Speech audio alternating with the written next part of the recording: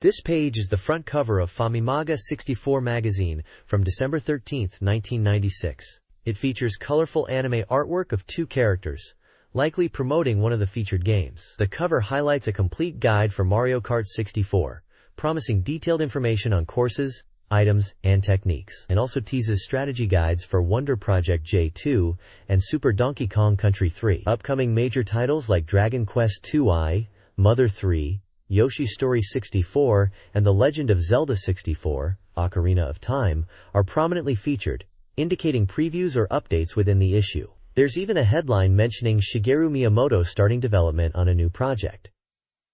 Bonus items like a Josette calendar and useful data maps are also advertised. The issue cost 590 yen at the time. This page features previews for two upcoming Game Boy titles from Bandai. The top section promotes Detective Conan, the underground amusement park murder case, an adventure game based on the popular series. It highlights a multi-scenario and multi-ending system, offering replayability through mystery-solving and mini-games that utilize Conan's deduction skills. Characters like Conan, Ran, and Kogoro are depicted alongside game screenshots. This title was scheduled for release on December 27th. The bottom section showcases Crayon Shinchan, Ora no Gokigen Collection, a minigame compilation for the Game Boy. It includes the 10 most popular minigames from previous Shinchan GB titles, plus new ones, featuring Shinchan, and the debut of his sister, Himawari. Several minigame screenshots are shown. This collection was set for release on December 20th. Both games were priced at 3,980 yen, tax included, and used 2 meters room cartridges. This page is a full-page advertisement for Gege no Kitaro, Yokai Sutsu Seigen, a mystery RPG for the Game Boy featuring over 50 different yokai to encounter and collect. It was scheduled for release on December 13th. This page is a full-page advertisement for Dragon Quest II, The Seeds of Salvation on Super Famicom, highlighting its texture-rich graphics, the Traveler's Shugoroku board game feature, key staff like Yuji Horii and Akira Toriyama, and its release date. This page is an advert for Dragon Quest II and Into the Legend on Super Famicom, showcasing enhanced graphics, the new personality system for the hero and companions, customizable jobs, and animated monsters. This page is the table of contents for the December 13, 1996 issue. It highlights several key features for Nintendo 64 and Super Famicom players. The special appendix includes a calendar featuring Wonder Project J2, and a data poster for Momotaro Dentetsu Happy. Major articles cover a complete guide to Mario Kart 64, strategies for obtaining all coins in Super Donkey Kong 3, and a guide to the unique mechanics of Wonder Project J2.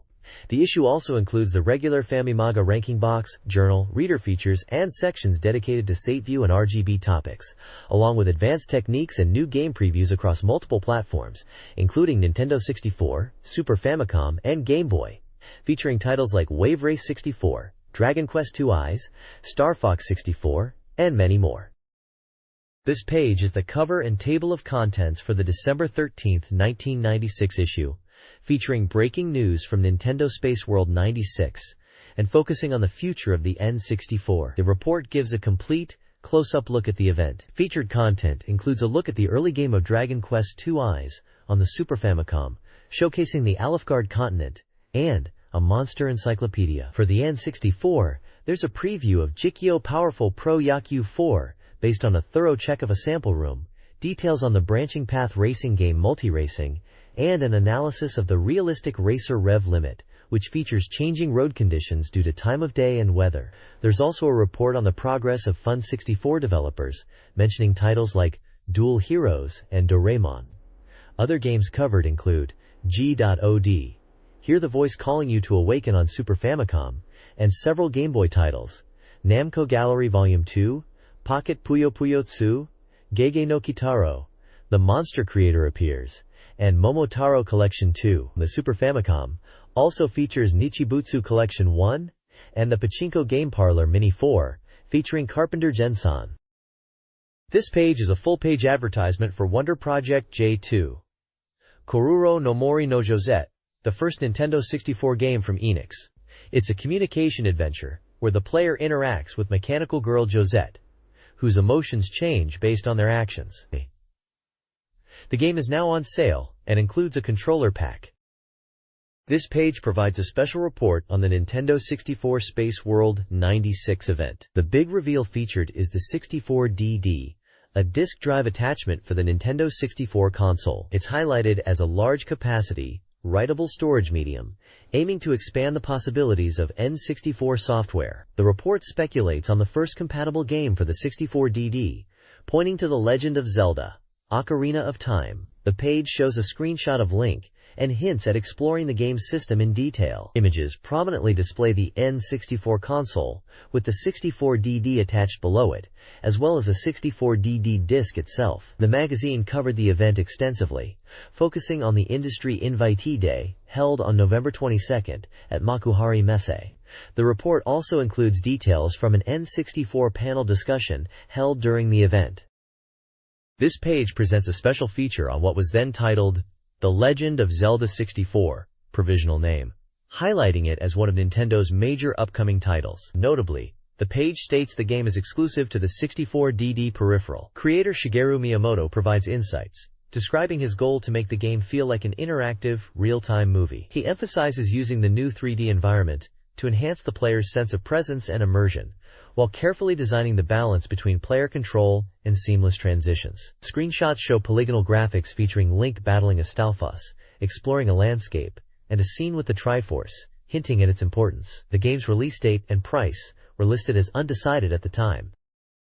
This page delves deeper into the combat and adventure aspects of the upcoming 3D Zelda game. The main focus is on the significant increase in sword technique variation compared to previous entries. Screenshots vividly depict Link locked in battle with the skeletal enemy known as a Stalfos, illustrating different attack maneuvers such as slashes, sweeps, and a powerful horizontal cut designed to split foes in two. The text compares the combat to The Legend of Zelda, A Link to the Past, noting that while that game primarily featured thrust and spin attacks, this new title offers a much wider range of sword techniques to utilize.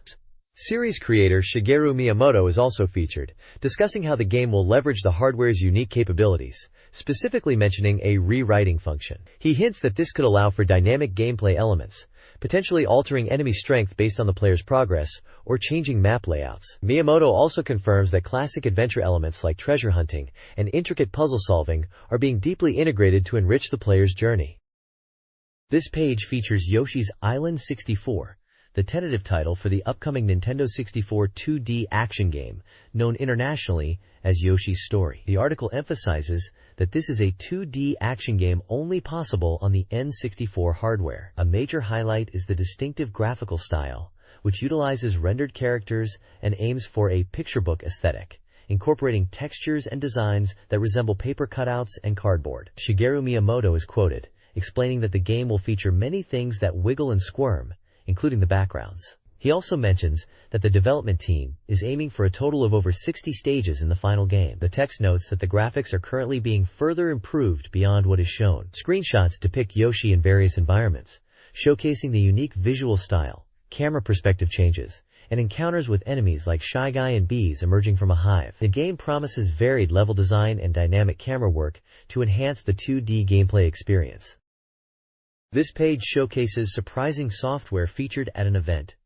The top section highlights Mischief Makers, known in Japan as Yuk Yuk Troublemakers. Developed by the action game experts Treasure and published by Enix, this game stands out with its unique gameplay mechanic, where the main character doesn't just punch or kick, but can grab enemies and swing them around to attack, a fresh approach seen even when battling giant bosses. Release date and price were undecided at the time.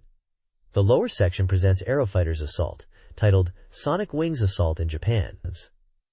This is a 3D aerial combat game from the popular Sonic Wings series by Video System, scheduled for release in May '97 for 9,800 yen. Players pilot various fighter jets engaging in intense dogfights, dodging missiles, and facing off against large enemy targets like the mysterious city cannon. Screenshots show dynamic action, including flying jets, giant bosses, and a character with a distinctive helmet.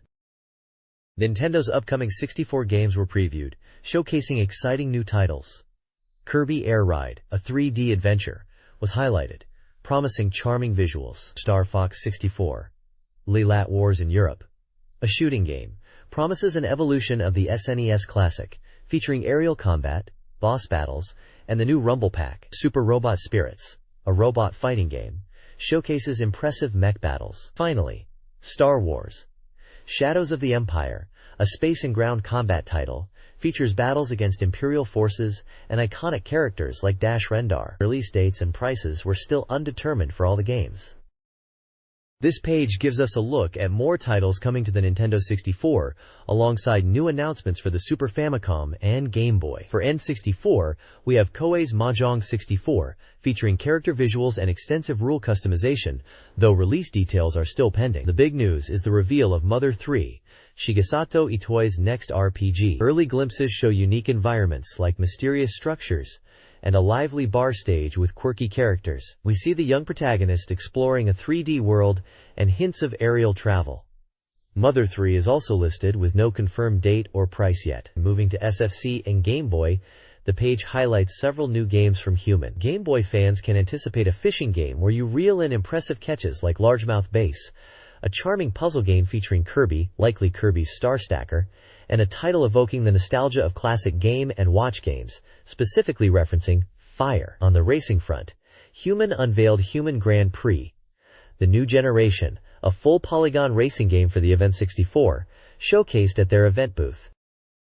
This page features a panel discussion held on November 22nd about the Nintendo 64 and its expanding potential. The panel included 6 individuals knowledgeable about the system, notably including Shigeru Miyamoto of Nintendo and Satoru Iwata, then president of HAL Laboratory. The discussion covered how the N64 is seen as evolving hardware and the interplay between its hardware and software. Various expansion possibilities were highlighted, including the capabilities added by accessories like the Expansion Pack, Communication Pack, and Rumble Pack, demonstrating how these change the gameplay experience. A significant focus was placed on the newly announced Nintendo 64 DD. This expansion unit attaches to the bottom of the N64 console and uses a proprietary magnetic disc with a capacity of 45 megabytes. The 64 DD allows games to utilize both cartridges and the disc, providing much greater storage for data like images and sounds, effectively acting as a multimedia engine, or adding a hard disk-like capability to the system. Visuals on the page show the N64 console with a cartridge and the 64DD unit along with its disc. A screen image showing a telephone line connector also suggests communication features were part of the discussion. This page continues the discussion from the Shoshinkai event, delving into the Nintendo 64's architecture and design philosophy, featuring insights likely from key figures like Shigeru Miyamoto and Mr. Hirabayashi. The article includes a diagram comparing the N64's components, such as cartridge, RDRAM, CPU, and graphics chip, with those of the Super Famicom. The conversation highlights the N64's advantages, particularly the speed of data access from its ROM cartridges and built-in RAM, contrasting this with the loading times experienced by SADROM-based systems. A significant reveal on this page is the Rumble Pack accessory. Photos show how this new device attaches to the controller to provide tactile vibration feedback based on in-game events. Its price and compatibility with titles like Star Fox 64 are mentioned, showcasing how Nintendo is enhancing the gameplay experience through unique peripherals. The discussion underscores the N64's technical approach and its expanding capabilities demonstrated at the event. This page continues the technical discussion about the Nintendo 64, featuring insights from Mr. Fujimoto and Mr. Hirabayashi. They touch upon the console's architecture, highlighting its potential for innovative input methods beyond traditional joysticks, mentioning possibilities like wave input and voice recognition. A diagram illustrates the N64's core components, including the cartridge, RDRAM, CPU, and graphics chip. The page then shifts to coverage of the Space World 96 event itself, showcasing the bustling atmosphere with photos of various manufacturer booths. Key exhibits featured include the crowded Konami booth, where attendees were playing the popular baseball title, Jikyu Pawapuro. The Nintendo 64 zone is shown prominently, notable for the public debut and exhibition of the Nintendo 64 DD disk drive expansion. Additionally, a photo shows booth staff, known as Josettes, playing Jikyu J.League Perfect Striker 2, or J2, at the Super Famicom booth, demonstrating the breadth of titles present at the expo. This page announces a major collaboration between Nintendo and Tezuka Productions to develop a Nintendo 64 game based on the classic anime series, Jungle Emperor, Kimba the White Lion. The article highlights the involvement of key figures, including Nintendo's Shigeru Miyamoto and Tezuka Makoto, the son of Osamu Tezuka. Development has officially commenced, with the goal of creating an adventure game that faithfully captures the atmosphere and spirit of the original work for the N64. Accompanying the announcement is evocative artwork featuring Kimba and other beloved characters from the series. A separate topic on the page details a new service launching in summer '97 at Lawson convenience stores across Japan, allowing users to rewrite software onto flash memory cassettes for Super Famicom and N64 games.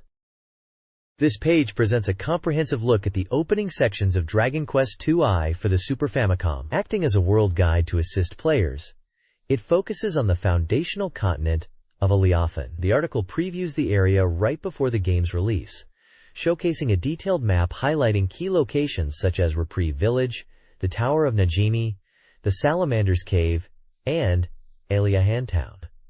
Accompanying the map are screenshots from the game, including a scene from the prologue and the iconic morning sequence where the hero begins their adventure in Aleofan Castle.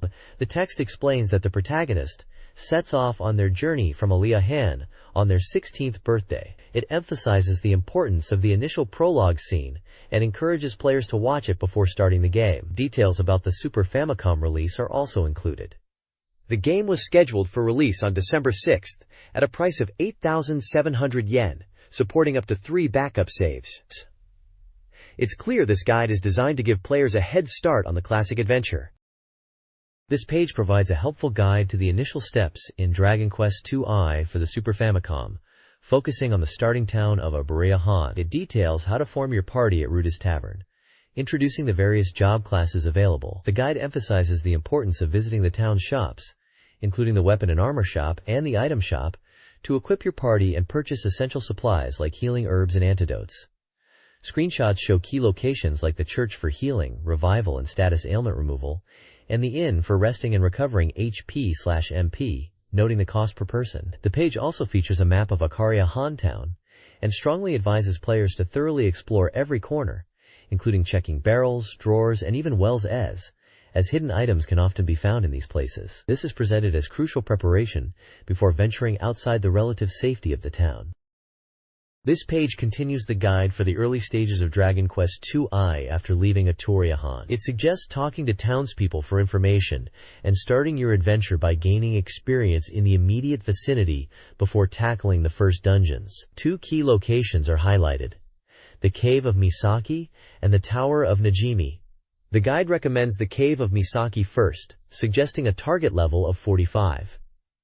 It notes that there is treasure to be found on the second floor of the cave. The Tower of Najimi is presented as the next challenge, suitable for levels 56, mentioning traps like foot-pressing switches to watch out for, and describing the tower's multi-floor layout. The page also includes a screenshot of a floor in the tower, posing a question about which staircase leads upwards. Additionally, there's a section introducing some early-game monsters you'll encounter. It covers creatures like the classic slime, noting they often appear in groups: the horned rabbit, the big eater, the bubble slime, which can inflict poison, making antidotes useful, the human-faced bird, which can lower accuracy, and the Frogger, highlighted as having high HP and attack power.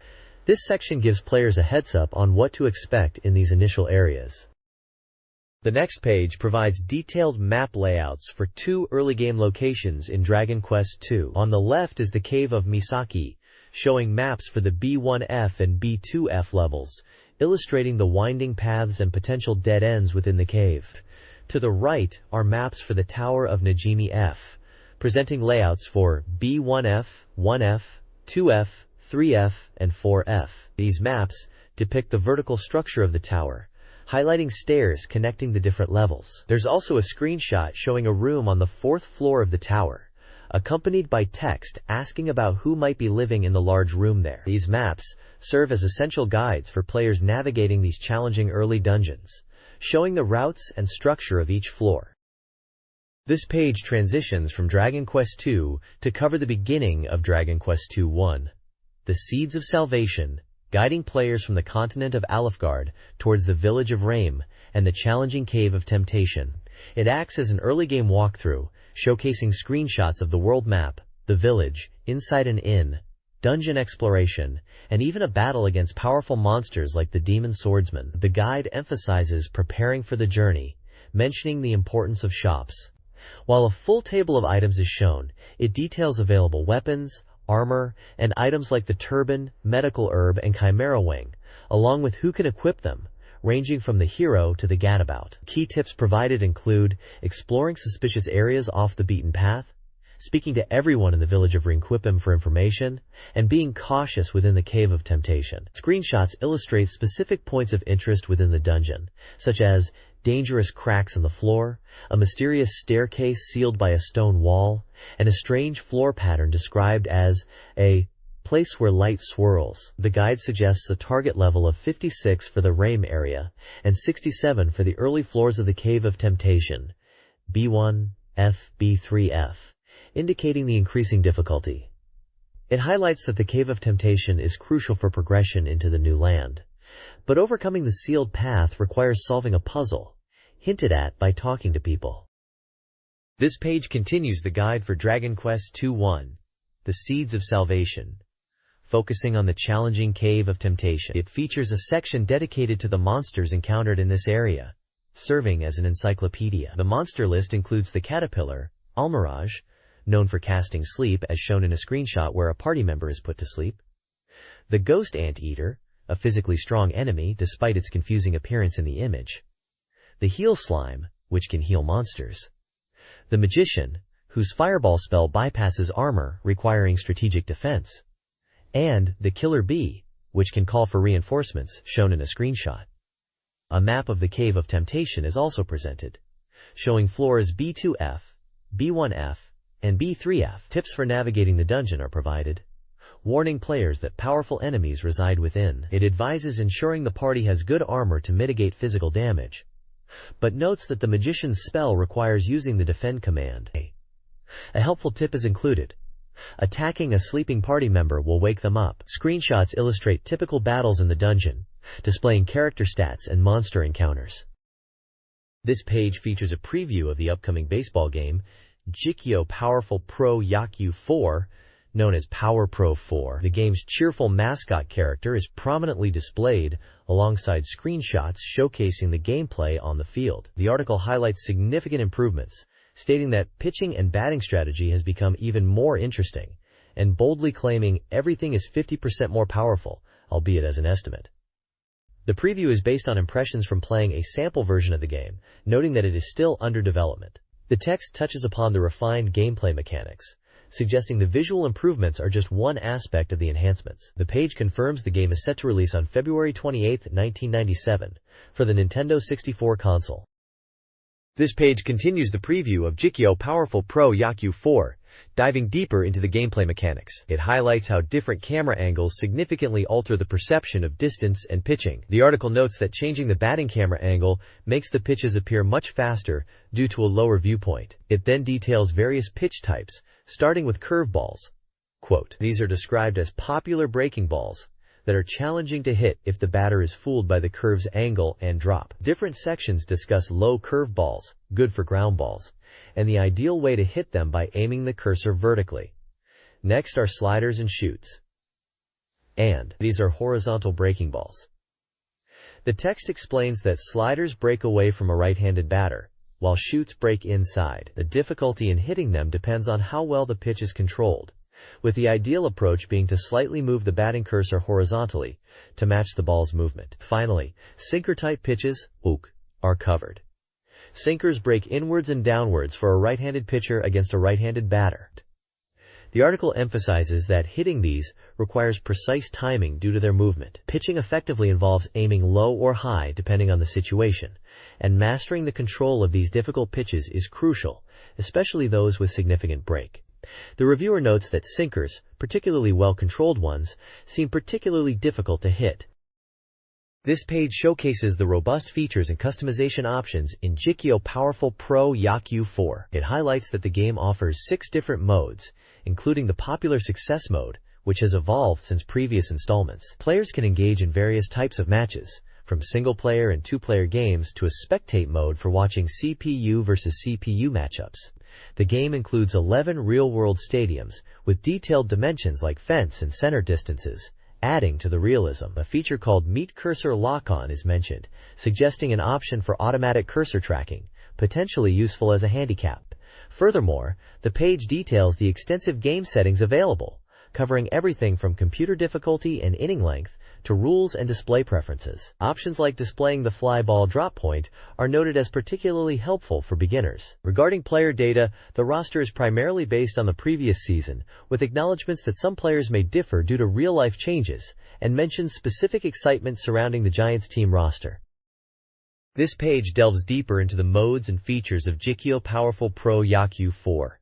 It showcases the League and Pennant modes, emphasizing the scale of competition. In League mode, up to 6 players can participate, while the Pennant mode allows for extensive seasons of up to 135 games, or shorter ones down to 5 games. Players can choose to control their teams, or simply spectate CPU-controlled games, making it versatile for different playstyles. Team building gets highlighted in the Arrange mode, allowing players to freely swap members to create custom teams. The popular Success mode is featured prominently, detailing the goal of reaching regular status within 3 years. Players take on the role of a protagonist, choosing a position from pitcher, catcher, infielders, first, second, third base, shortstop, or outfielder. The page mentions that events within this mode are renewed, adding fresh experiences. Crucially, players developed in Success mode can be registered for use in other modes, adding significant value to the development process. Further enhancing player development is the Camp mode, offering various practice types like batting,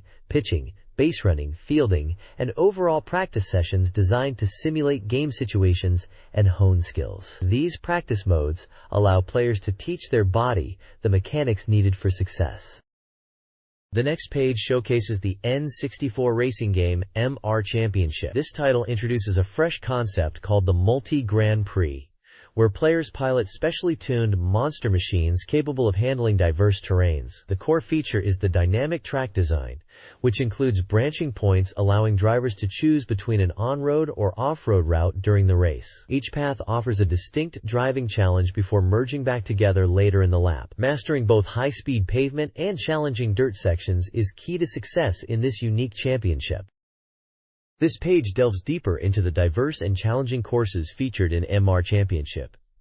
It highlights several unique terrain elements that test the player's skills. There's a section that guides players through a path hidden behind a waterfall, adding visual flair but requiring precise driving. The game also features tunnels, one specifically linked to the waterfall area, where visibility can be poor despite lighting, making high-speed navigation tricky. Suspension bridges appear as well, notably narrowing in the center, demanding careful handling to avoid falling off. A particularly hazardous spot is the log bridge, which serves as a jump ramp. Successfully clearing this jump without crashing requires careful speed control, making it one of the most dangerous points on the course, as noted by the reviewer. The page emphasizes how the game utilizes these varied and sometimes difficult natural terrains to create exciting challenges not typically found in standard racing circuits.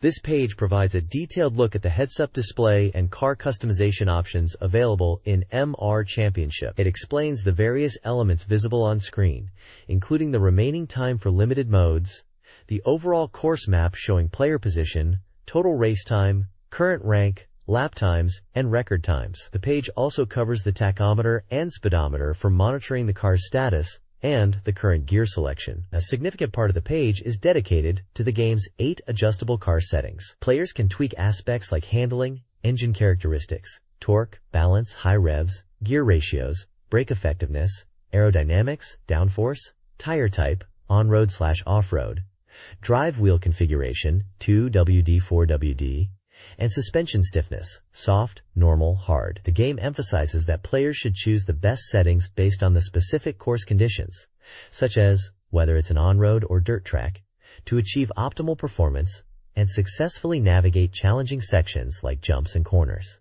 Screenshots illustrate how different settings can affect cornering and speed on various terrains. This page delves into the dynamic and challenging gameplay environment of MR Championship. The game aims to reproduce a constantly changing race experience, featuring dynamic shifts in weather and time of day which directly impact road surface conditions. As the day progresses into evening, the changing angle of sunlight can make visibility difficult in certain areas. Driving on snow is particularly treacherous due to unpredictable slip, and attempting to push too hard in these conditions often results in losing control of your vehicle. When it rains, dirt tracks turn into challenging, muddy sections. The game also features dramatic and varied crashes, with the way your car brakes depending on the angle of impact. Mastering control in these difficult conditions requires finding the correct car settings, especially for snow. Adding another layer of challenge, the game incorporates time progression, allowing for night races. Driving at night, even with headlights on, results in significantly reduced visibility, demanding a completely different approach compared to daytime races. The Versus mode is highlighted as a particularly exciting feature, emphasizing that success will depend not only on driving skill, but also on the ability to properly set up your car for the specific race conditions. This page introduces Rev Limit for the Nintendo 64, a racing game striving for realism beyond just feel.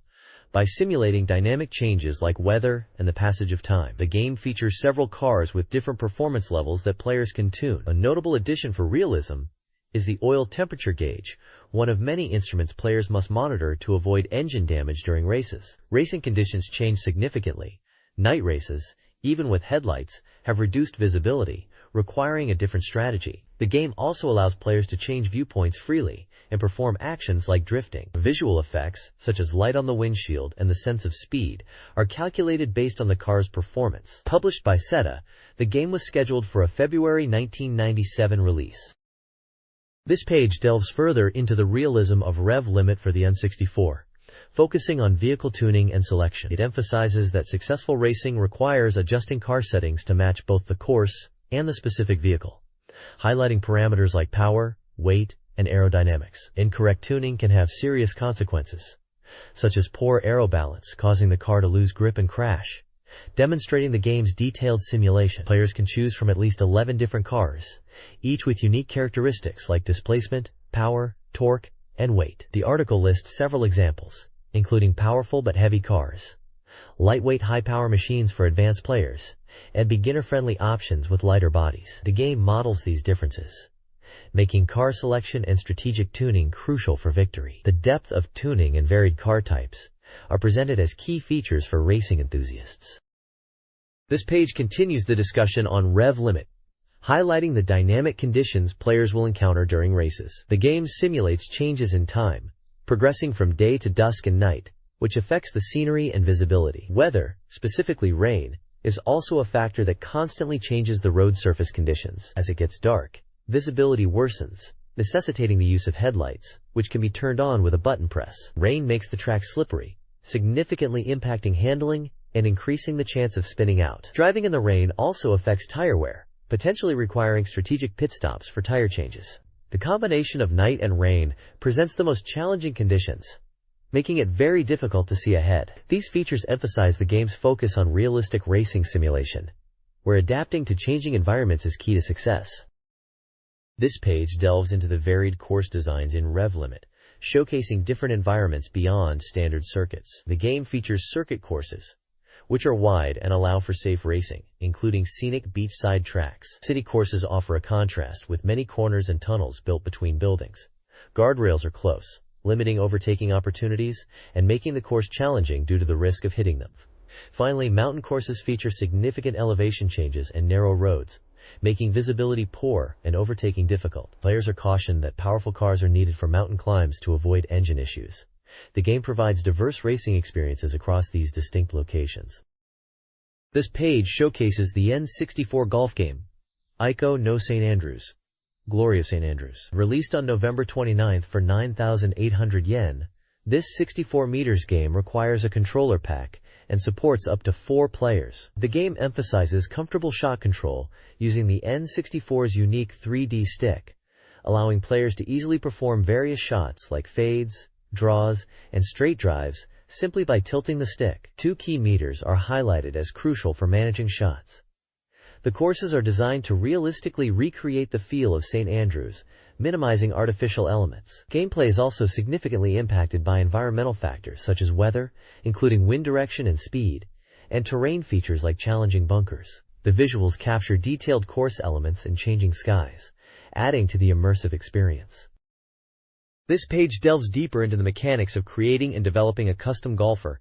In Glory of St. Andrews, you can configure your player's appearance from face to body, and importantly, Allocate points to core stats like skill, power, spirit, and stamina, which directly influence gameplay.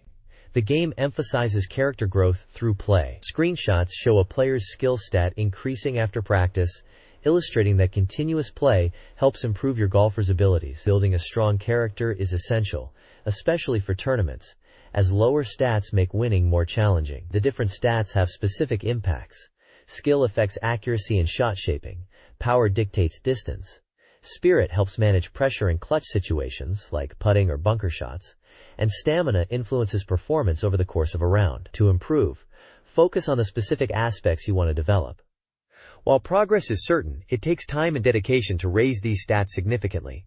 The strategic application of these stats and understanding their effects are key to mastering the game. The page also shows typical gameplay views, including shot setup and a scorecard summary.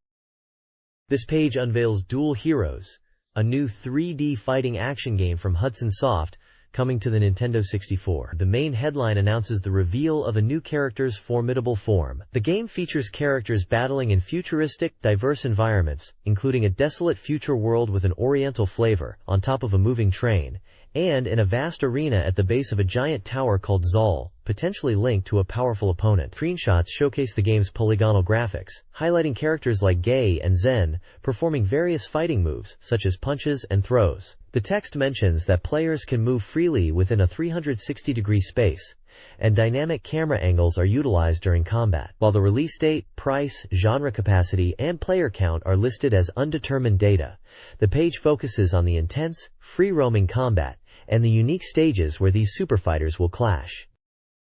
This page continues the reveal of Dual Heroes on Nintendo 64, introducing two completely new, distinct characters. First up is Ho, a warrior embodying the power of wind, specializing in a fluid kung fu style. He fights hand-to-hand, able to manipulate his internal energy, extending his metallic arms, and even attacking by rotating his head. Be wary of his rapid kicks. The second character revealed is Gun, a bulky, robot-like fighter with the light attribute. He boasts immense attack power with his heavy strikes, matched by comparable defense. His signature move involves a head-mounted weapon capable of delivering a dummy head flash. The page also hints at other fighters who remain mysterious, shown in screenshots, including a yellow warrior with wings, a white-suited female fighter, and a purple warrior, suggesting a diverse roster awaits. Screenshots depict Ho facing off against the yellow warrior and the white female battling Gun.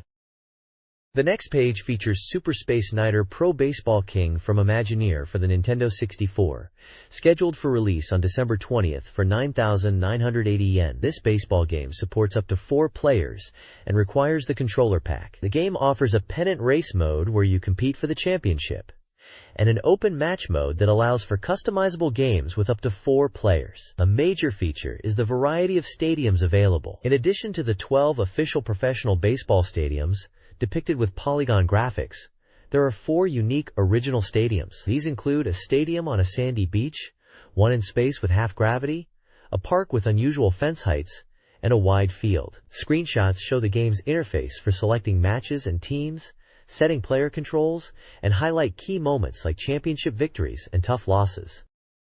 The next page continues the deep dive into Super Space Niter Pro Baseball King, focusing on player attributes and development. It explains how player condition is shown in 5 levels, from best to worst, and changes with each game, significantly impacting performance. Position adaptability for infield, outfield, and catcher is graded on a 7-level scale from S to F. Player abilities like running, arm strength, contact, and power are also shown on a 7-level scale, with contact and power specifically improvable through the game's training mode. Individual stats are based on real 1996 Pro Baseball data and update in the pennant race mode. The page highlights various training minigames, including pitching practice, targeting specific spots, batting practice to improve contact and hitting breaking balls, and fielding drills for catchers, bunts/foul flies, outfielders, catching and throwing home, and infielders, quick throws to first base on grounders. These training sessions are key to boosting player skills and readiness. This page introduces the stage structure of Doraemon, Nobita, and the 3 fairy spirits for the N64, scheduled for release in March 97 for 9,800 yen. The game is an action title compatible with the controller pack. The article highlights the existence of diverse stages across 3 worlds. land, sea, and sky, featuring various mechanisms and rideable objects. Screenshots show Doraemon navigating a challenging lava stage where falling means game over, Nobita exploring a mysterious corridor, the intriguing possibility of riding a dinosaur with a pouch, and Nobita happily riding a sunfish in an underwater stage. It seems players will interact with environmental puzzles and potentially use vehicles or rideable creatures to progress through these varied environments. This page serves as a guide to understanding the on-screen information and utilizing secret tools in the Doraemon, Nobita, and the Three Fairy Spirits game. It highlights key UID elements, including the vitality gauge represented by hearts, which shows your remaining health and decreases when you take damage. It also explains the bell count, where defeating enemies gives you bells, and collecting 100 grants an increase, likely an extra life. The tries count shows how many attempts you have left. The game encourages players to use the appropriate secret tools based on the situation and their health. Several unique secret tools are introduced with their functions: the neck light for seeing in darkness, the small light to change object sizes, cloud hardening gas to walk on clouds, Peach Boy's millet dumplings to make wild animals friendly allies, the anywhere door for instant travel, the pass-through hoop to go through walls, a calamity protection seal to avoid bad luck, and deep sea cream for underwater exploration. Finally, the page excitingly points out that all characters feature voice acting by the same cast as the anime, a treat for Doraemon fans. Sample speech bubbles show Shizuka and Nobita saying, "Here I go," Jien saying, "Leave it to me," and Doraemon saying, "Let's go." This page is an advert for a Maruchan instant noodle lottery. Win adventure gear like backpacks and binoculars by collecting marks from cup lids. 5,000 winners. Enter by January 17, 1997. This page features the Famimaga 64 Readers Request Top 20 ranking, showcasing the most popular games based on reader votes. The list highlights current favorites and new releases, including the Super Famicom version of Dragon Quest II, holding the top spot, followed by Mario Kart 64, Mystery Dungeon.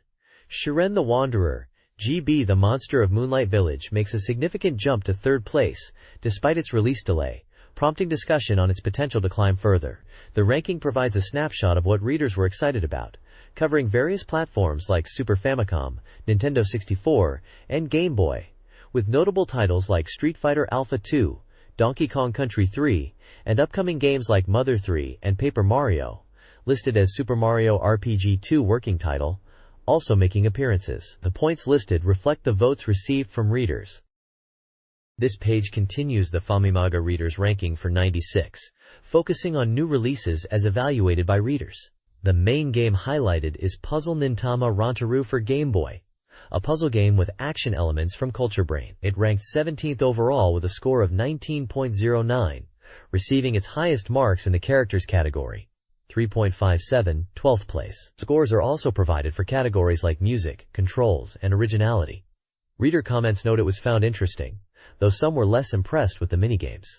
The page also features reader impressions for Marvelous, Another Treasure Island. Readers shared positive feedback on the adventure gameplay, its collection and puzzle-solving aspects, and the balanced difficulty. They commented on the interesting nature of the game and its characters, noting the unique system where character actions vary. Criticisms included issues with companions disappearing and expectations for more events compared to the BS version. The ranking data is compiled from reader postcards evaluating games released since December 1995 across Nintendo 64, Super Famicom, Game Boy, and Virtual Boy. This page continues the reader feedback for Marvelous, Another Treasure Island, with comments praising its adventure gameplay and character actions, although some found companions disappearing frustrating. The page also features other game opinions, prominently highlighting Picross 2, a nonogram puzzle game. Readers enjoyed its improvements over the original, like larger puzzles split across multiple screens and the hint system, though some found the difficulty spike jarring or the music repetitive. Yoshi's Panel de Pon, known as Tetris Attack in North America, is also discussed, with feedback noting its simple yet addictive puzzle gameplay and challenging computer AI, despite occasional difficulty finding opponents in multiplayer. The page concludes with a call for readers to submit their opinions on new software, specifically mentioning Wonder Project J2, to contribute to future rankings and feedback sections.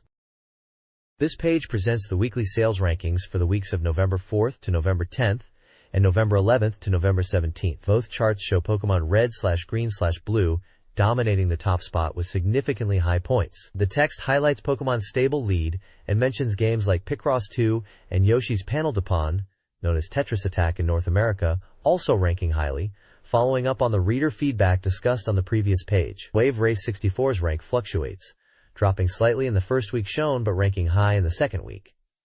Super Mario 64 also appears high in the rankings. The commentary notes the lack of new releases impacting the charts and mentions older titles like Super Mario World 2, Yoshi's Island, The Legend of Zelda, Link's Awakening, and Kirby's Dream Land 2 making appearances in the lower ranks, indicating the competitive landscape even for older games.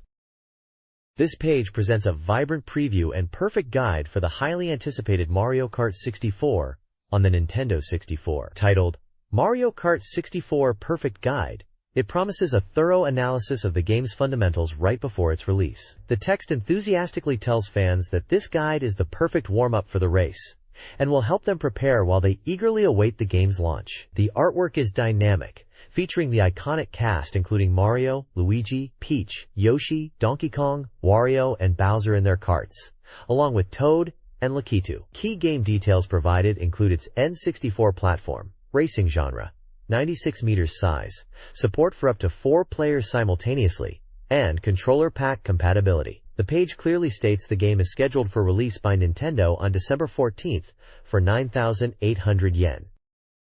This Mario Kart 64 guide focuses on high-speed racing techniques. It emphasizes the crucial start dash, timed perfectly with Lakitu's green light. A new drifting system is explained, progressing through white, yellow, and red smoke stages, culminating in a mini-turbo boost. Recovery techniques are detailed, including spin turns for course corrections and backing up after crashes. Mastering these new controls and recovery methods is vital for achieving fast lap times. This page dives into the characters of Mario Kart 64, highlighting their completely revamped driving characteristics. The big news is that while top speed differences between characters are minimal, there's an anomaly in determining the overall fastest racer. The success of drifting, a technique detailed on the previous page, is positioned as a crucial factor in winning. The characters are split into 3 weight classes. Lightweights, Peach, Yoshi, and Toad, boast strong acceleration and a slight edge in top speed, but decelerate heavily during normal turns and are easily pushed around by heavier racers. Middleweights, Mario and Luigi are the balanced, standard types. They are versatile and recommended for players new to the game, but their lack of extreme strengths or weaknesses means player skill is paramount. Heavyweights, Donkey Kong, Wario, and Bowser maintain speed well through corners and are resistant to collisions, but struggle with slow acceleration and take longer to recover if they go off course. A page suggests that the traditional belief that heavy characters are the undisputed fastest might be challenged in Mario Kart 64, with skilled execution of techniques now being a more significant factor. Mario Kart 64 features 4 gameplay modes. Mario GP, tournament for 1 or 2 players across 16 courses in 4 cups. Time Attack, VS, and Battle. Mario GP requires finishing 4th or higher in each race within a cup to progress. Course lengths vary significantly. Different engine sizes, 50cc, 100cc, 150cc, impact both speed and handling, with 150cc being highly sensitive. Players can switch between different screen displays, minimap, speed meter, real-time rankings. The controller pack saves best times and allows for saving and sharing up to 2 ghost runs, best laps, which are lost if power is cut. This page delves deeper into the different modes of Mario Kart 64, specifically focusing on Versus, Battle Mode, and Time Attack, expanding on the overview from the previous page. Versus mode supports 2 to 4 players, utilizing split-screen displays. A unique rule here is that the race concludes not when the first player crosses the finish line, but when all players except the one in last place have finished. Adding a strategic twist, Battle Mode, is highlighted, where the objective is to pop opponents' balloons while protecting your own 3. Balloons are lost by spinning out from items like bananas, being hit by items, or collisions, particularly if a lightweight cart is hit by a heavyweight one. Players who lose all their balloons aren't out completely. They transform into bomb cars that can drive around the arena and detonate to interfere with the remaining players. The course radar is crucial for locating opponents in the arena. Time Attack is presented as the mode for solo challenge, urging players to beat their personal bests. Course records can be saved, and players can race against ghosts of their best runs. Replays are available to review your driving lines and timings, helping refine strategies. An item section mentions a larger list on another page, but specifically details the bomb car item, showing how it can be used. This page is dedicated to the items found in Mario Kart 64, emphasizing that mastering their characteristics is key to gaining an advantage in races. It highlights that item boxes regenerate quickly after being used, and that the item you receive is determined by the game, but sometimes falling behind can make it difficult to even reach the boxes. A comprehensive list of all 14 items is presented, covering a range of effects.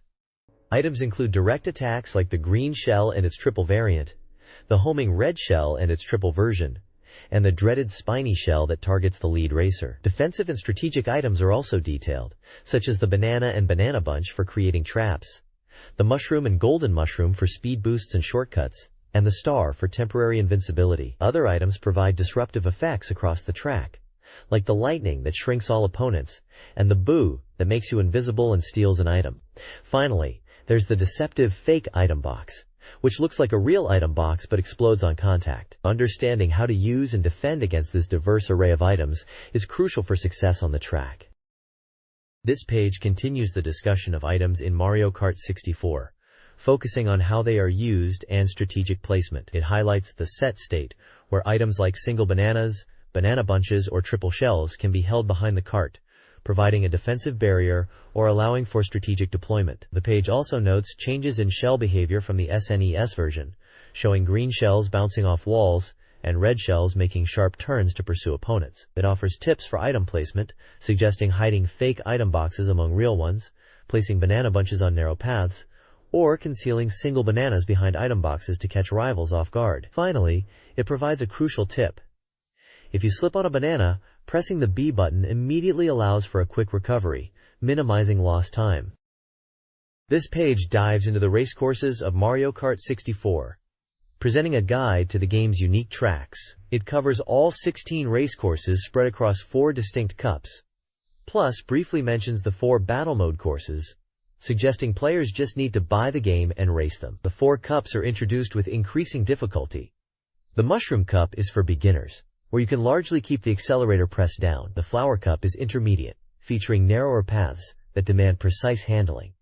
The Star Cup is for advanced players, challenging them with varied road surfaces. Finally, the Special Cup requires the most advanced techniques to conquer its difficult layouts. The page shows screenshots of all 16 courses categorized under their respective cups, including iconic tracks like Luigi Circuit, Moo Moo Farm, Koopa Beach, and Choco Island in the Mushroom Cup, up to Bowser's Castle, Drunk's Jungle Parkway, Yoshi Valley, and Rainbow Road in the Special Cup. Specific spotlights are given to Luigi Circuit, highlighted as an ultra-high-speed track perfect for practicing drifting, even suggesting racing against your own ghost data. Luigi himself offers a tip about mastering drifts on this course's many corners. Moo Moo Farm is also detailed, noting its bumpy dirt roads where sliding is common. A tip from Chomp warns about the chaotic nature of the track and avoiding obstacles. The guide emphasizes that each course presents unique challenges, encouraging players to master their driving techniques. This page continues the deep dive into the Mario Kart 64 courses, focusing here on Koopa Beach and Calamari Desert. For Koopa Beach, the guide emphasizes the dynamic nature of the track, with incoming and receding waves. The key strategy highlighted is timing your approach to use the receding waves to reveal new shortcut routes across the water.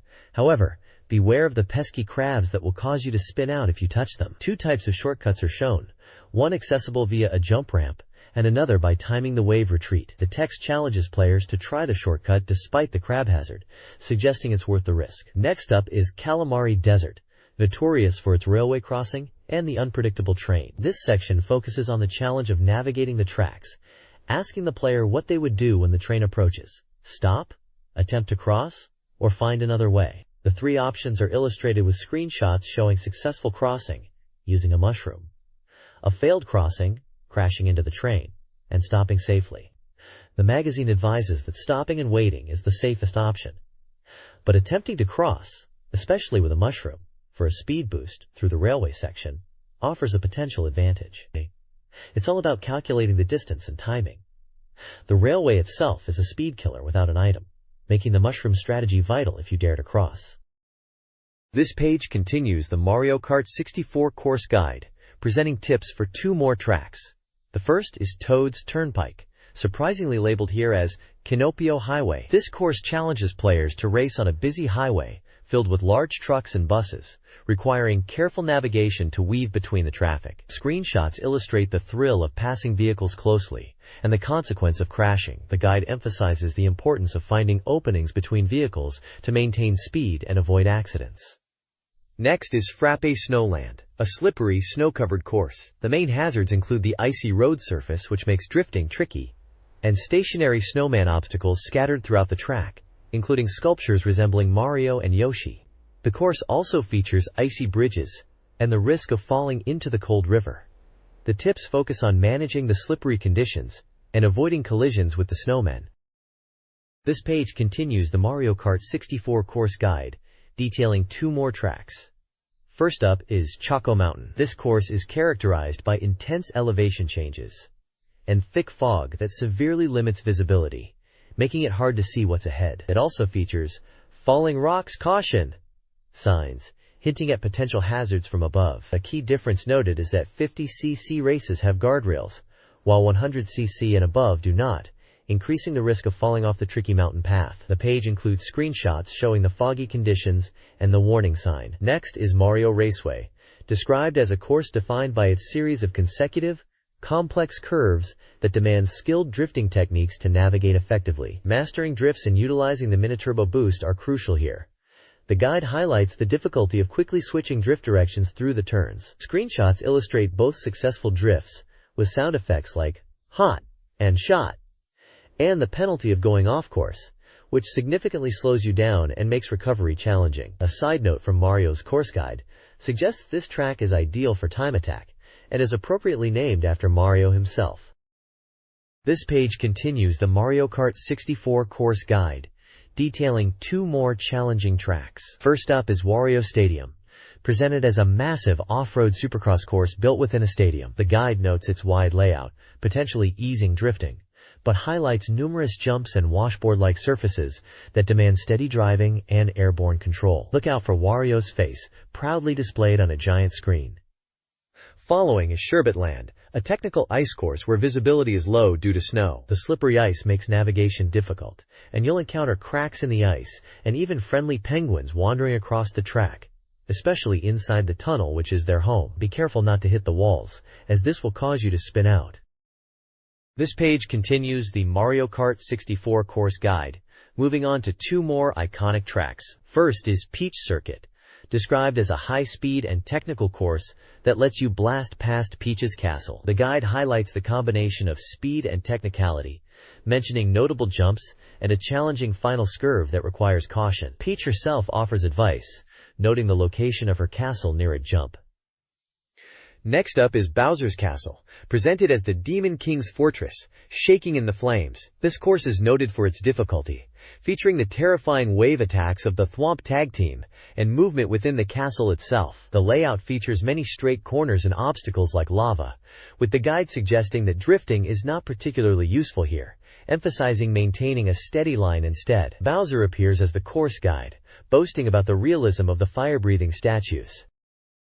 This page continues the Mario Kart 64 course guide, showcasing 2 more challenging tracks. First up is Donkey Kong's Jungle Parkway, described as a dirt course set deep within the jungle that encourages soft drifting. The guide notes the numerous tight turns and the opportunity to jump over a broken bridge. It highlights a significant shortcut through a cave, which can drastically improve your position, potentially jumping from 7th to 3rd place. However, falling off involves a risky drop with uncertainty about landing in water or on the road, and Donkey Kong warns that hitting the small rocks scattered on the course can hurt. Next is Yoshi Valley, presented as a complex, maze-like track built atop a steep cliff face. The guide emphasizes that choosing the right path is critical and significantly impacts your time. Falling off the course is a real possibility, resulting in a time penalty of about 7 seconds while Lakitu retrieves you. Yoshi, as the course guide, points out the challenging turns and obstacles. The page details 3 potential routes: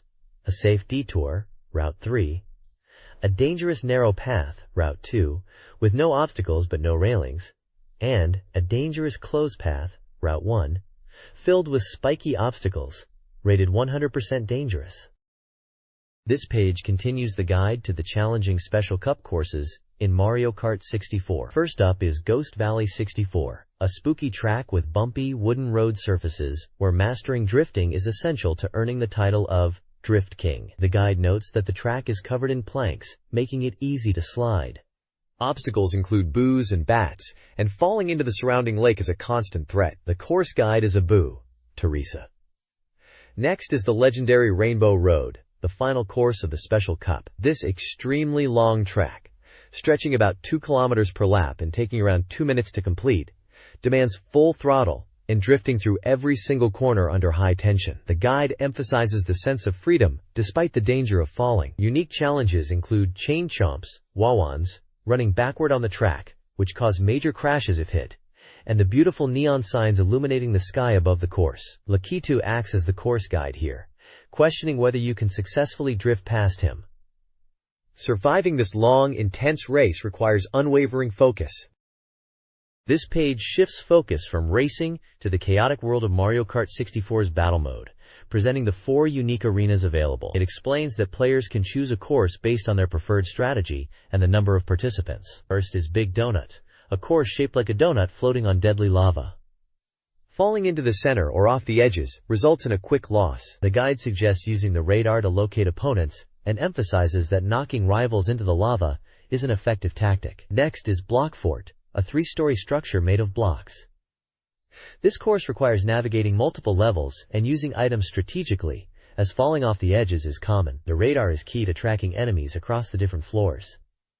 Double Deck is a narrow, 4-layered arena. Its tight layout makes it ideal for hectic 4-player battles, where players are often bumping into each other. The multi-level design makes battles particularly intense, with players constantly chasing or being chased between floors. Finally, Tilt-A-Kart, referred to as or skyscraper here, is a rooftop course that dramatically tilts back and forth. With no fences, careful movement is paramount. The guide advises deliberate actions and highlights that items and even body slams are effective ways to eliminate opponents by sending them tumbling off the edge. Each course offers a distinct challenge, requiring different tactics to be the last one standing.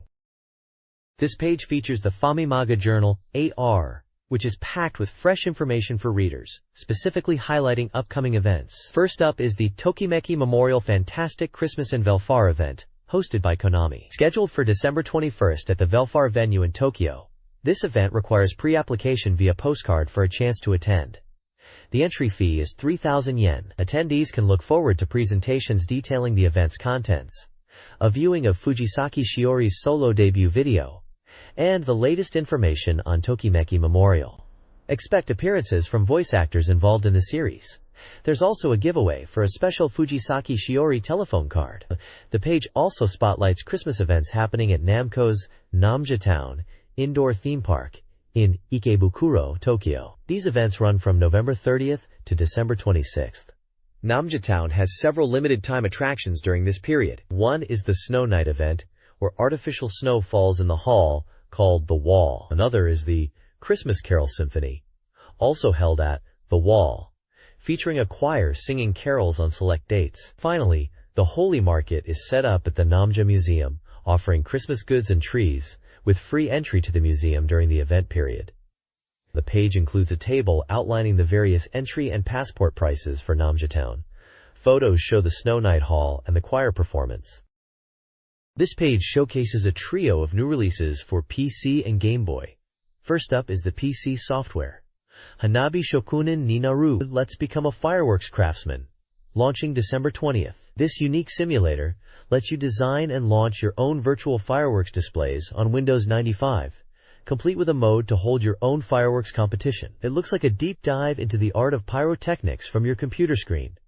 You can try it out with a giveaway for a trial version Kyadrom for 3 lucky winners. Next, we have new goods from the Dragon Quest series by Enix. They're releasing new trading cards, including the Dragon Quest Trading Battle card and the Dragon Quest Paki Paki card. The Paki Paki cards are cool papercraft figures you can assemble and even equipped with weapons and armor from other cards. Both card types are available in separate giveaways for 20 winners each. Finally, for Game Boy players, Mini 4-Boy is hitting shelves on December 20th. This game lets you get hands-on with the popular Mini 4WD hobby, allowing you to build and customize your own miniature race cars part by part before hitting the track to challenge rivals and aim for victory. It looks like a great way to experience the thrill of Mini 4WD on the go. You can win the game software itself in a giveaway for 5 people.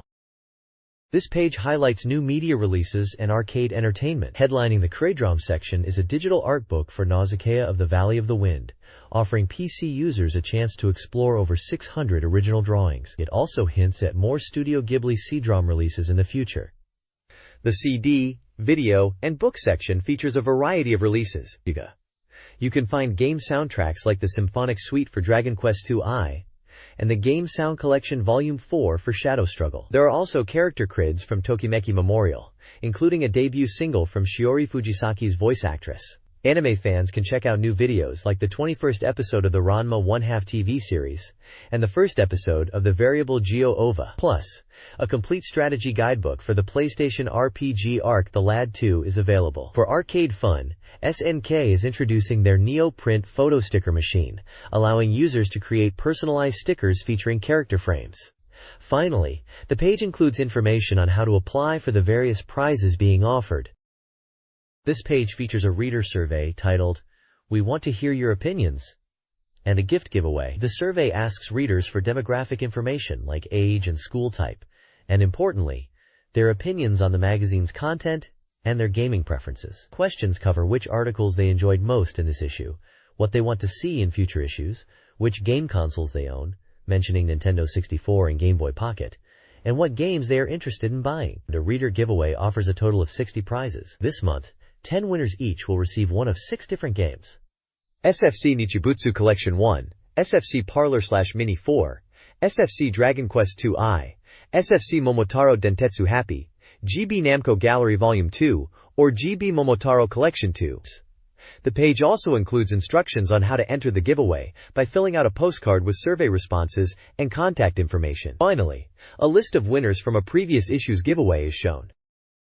This page is the official reader postcard for Famimaga 64, designed for fans to interact directly with the magazine. It serves 2 main purposes: acting as an entry form for the magazine's ongoing gift giveaway, specifically the number 12 giveaway detailed elsewhere, and gathering reader feedback on recent game releases. Readers are prompted to select the prize they desire from the giveaway list. Additionally, there's a section dedicated to surveying opinions on several key games, including Wonder Project J2 on 64, the excellent platformer Super Donkey Kong 3, known internationally as Donkey Kong Country 3, on Super Famicom, the challenging roguelike Mystery Dungeon, Shiren the Wanderer GB, the retro compilation Genjin Collection, and the classic handheld adventure Donkey Kong Land, all for Game Boy. The postcard includes spaces for readers to provide their contact information and share their thoughts or ratings on the featured titles, contributing to the magazine's new release report section. This page is the official reader postcard for Famimaga 64, designed for fans to send in their feedback and participate in magazine features. It includes a structured section labeled Questionnaire Answer Column, with numbered boxes from 1 to 18, featuring prompts for ranking, such as first place, second place, and third place, likely related to games or features from the magazine. There is also a large blank space provided for readers to write their thoughts. The text accompanying this space explicitly asks readers to share their impressions of games they have played recently, or their opinions on the magazine itself. A cut line indicates this section is meant to be detached and mailed. The number 12 at the bottom right ties this postcard to the magazine's current giveaway or issue number.